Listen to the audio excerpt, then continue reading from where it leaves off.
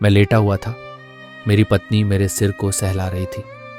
उसके कोमल हाथों का स्पर्श मेरे थके हुए मन और शरीर को सुकून दे रहा था। उसकी उंगलियों की हरकतें धीरे धीरे मेरे माथे पर घूम रही थी और मैं अनजाने में ही नींद की गोद में समाने लगा। यह एहसास मुझे एक अजीब सी शांति और सुरक्षा का अनुभव दे रहा था। मुझे लगा जैसे मैं किसी अदृश्य शक्ति की गोद में था। जब मेरी आंखें खुलीं तो मैंने उसे देखा। वह मेरी ओर झुककर मेरे गले पर विक्स लगा रही थी। उसके चेहरे पर चिंता की लकीरें साफ झलक रही थी। उसने मुझे जगते देख हल्की मुस्कान के साथ पूछा, कुछ आराम मिल रहा है?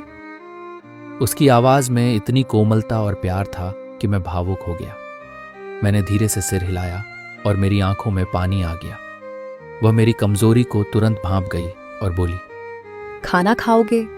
मुझे भूख लगी थी और मैंने कहा, हाँ।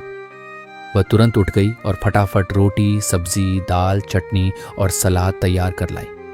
हर बार की तरह उसने न सिर्फ खाना बनाया बल्कि मुझे अपने हाथों से खिलाना भी शुरू कर दिया।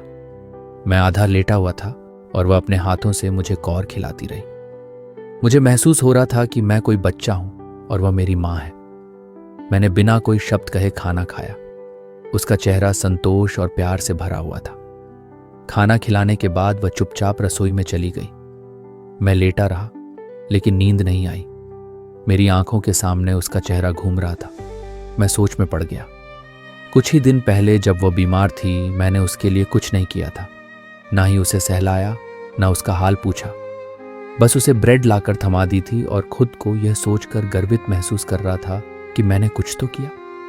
उसे कितना तेज बुखार था मैंने जानने की कोशिश भी नहीं की। वह पूरे दिन बिना कुछ खाए पड़ी रही।